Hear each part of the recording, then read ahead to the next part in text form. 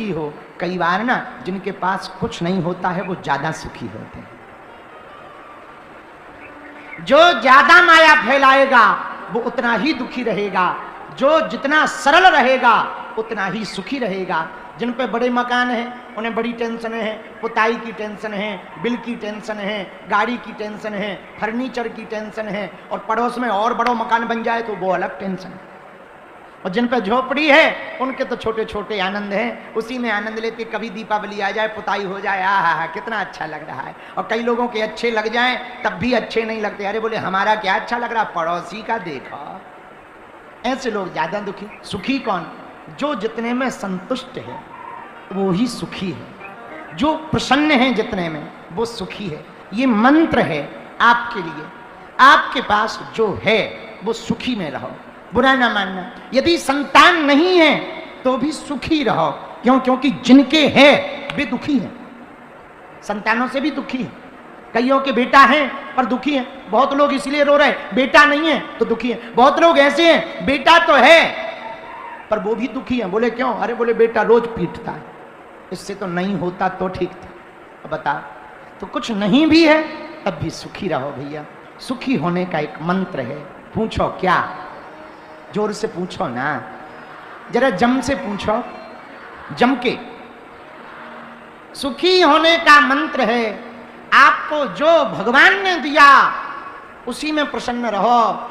करोड़ों लोग ऐसे हैं जो आपसे गई गुजरी बदतर जिंदगी जी रहे हैं, उनकी जिंदगी में प्रसन्नता है, न तन है न ठीक मनई है, सब बर्बाद हैं। आपको तो भगवान को धन्यवाद देना चाहिए। परिवार भी दिया, संसार भी दिया, बुद्धि भी दी, विद्या भी दी, और संतान भी दी, धन भी दिया, और भवन भी भगवान ने दिया। इतना पा करके सुखी रहना चाहिए। और इतने में से कुछ भी मिल गया हो तो ही गोस्वामी जी ने लिखा, कुछ भी ना भी मिला हो तो भी बड़े भाग मानस तनु पावा। बड़े भाग मानस तनु पावा। हाँ, बड़े भाग मानस तनु पावा। सुर दुर्लभ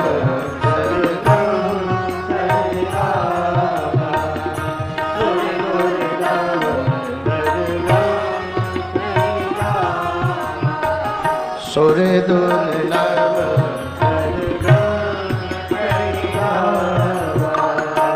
सुर दुर्लभ सीताराम सीताराम सीताराम सीताराम सीताराम सीताराम। बड़े भाग्य से मनुष्य तन मिला। मनुष्य तन पाकर यदि आप सुखी नहीं हो पाएंगे तो कभी नहीं हो सकते। सुखी रहने का मंत्र हमने आपको आज बता दिया। भैया जो है ना उसी में प्रसन्न रहो, भगवान को धन्यवाद देते। दूसरी बात इसी में, जिंदगी में मन की माया कभी पूरी नहीं होती। किसकी माया? बोलो बोलो। मन की माया क्या है? मन की माया है लालच। जो बगल के पंडालों में बैठे वे सोच रहे काश हम पहले आ गए होते, बीच वाले में बैठे हो। जो बीच वाले में पीछे बैठे वे सोच रहे काश ऐसी कोई सेटिंग बन जाती, आगे होते। आहा। लेकिन जो आगे बैठे वे और आगे की सोच रहे। जो बिल्कुल ही आगे बैठे वो कहीं अनुज शर्मा जी की तरफ देख रहे, कहीं इनकी तरफ देख रहे, कहीं जूदेव जी की तरफ देख रहे। इनके देखा जलवा है, काश हम भी ऐसे कुछ होते, फिल्म में बनाउत होते या गाना गाते थे, हम भी मंच पे होते। जो मंच पर हैं वो सोच रहे और यहाँ आ जाते तो गुरुजी और पब्लिक दोनों दिखती। जो यहाँ हैं वो सोच रहे कि अब बगली में लग जाता तो हम भी दिखाई देते कि हम भी गा रहे हैं। एक हमारा चेला था, उसके हाथ में ही माइक रहता था, तो जब हम गाते थे तो वो कोरस करता था, वो अपना कोरस इतना तेज कर लेता था कि हम भी फेल हो जाते। तो हमने एक दिन पूछा कि ये क्या मामला है? बोले है तो कुछ नहीं। हम तब समझ गए कि वो अपनी आवाज बताना चाह रहा कि हम भी गा रहे हैं।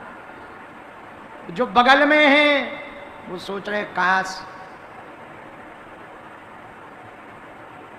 और जो यहां आ जाते हैं वो यहां की तैयारी करते हैं। हाँ, जो बगल में आ जाते हैं वो कहते हैं गुरुजी तुम उठो, अब हम बैठेंगे। कुछ ऐसे एक और हमारे साथ चेला रहते थे, अब तो नहीं रहते हैं। वो कुछ दिनों तक हमारे साथ रहे, गाते रहे, बजाते रहे, और उनने हमको साइड कर दिया, खुद ही बजने लगे। हाँ, ऐसे भी चेले होते। और जो यहां हो जाएं, अब समझ जाओ वो क्या नहीं कर सकते। लेकिन ये इंसान की गलती नहीं, मन की। ये मन है। माया मरी न मन मरा, मर मर जाए शरीर, आशा तृष्णा ना मरी, कहे गए दास कबीर।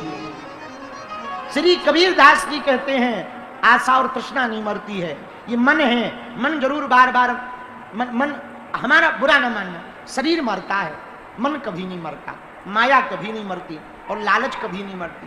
और लालच इतनी खराब होती है, मक्खी गुड़ में गड़ रही पंख रही लपटाए।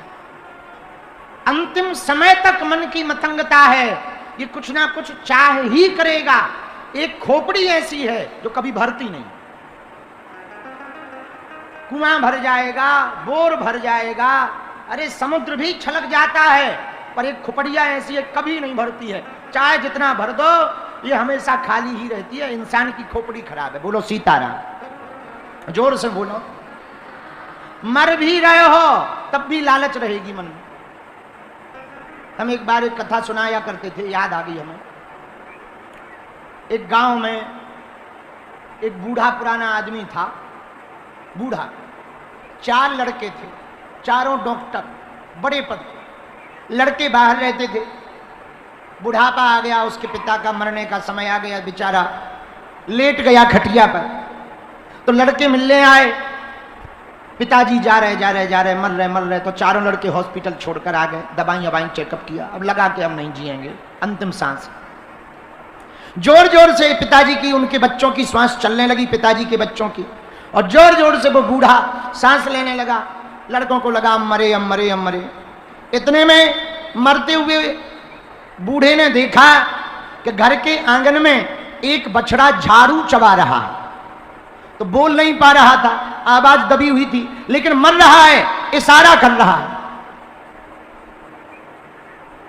लड़कों को लगा पिताजी कुछ कहना चाह रहे हैं, बेचारे बोल नहीं पा रहे हैं, लगता है इन्होंने हम लोगों से छिपा के धन गाड़ रखा है और ये बता नहीं पा रहे। तो लड़कों ने आपस में बात की, बोले यदि ऐसे मर गए, बताए बिना मर गए तो वो धन बर्बाद हो जाएगा, क्या किया जाए। एक लड़का बड़ा डॉक्टर था, बोले 2-5 हजार रुपया का एक इंजेक्शन आएगा, भले ही 1 मिनट बोले पर बोल जाएंगे। अरे बोले लाओ फिर। भागा हॉस्पिटल गया, बढ़िया सा बड़ा वाला इंजेक्शन जो महंगा वाला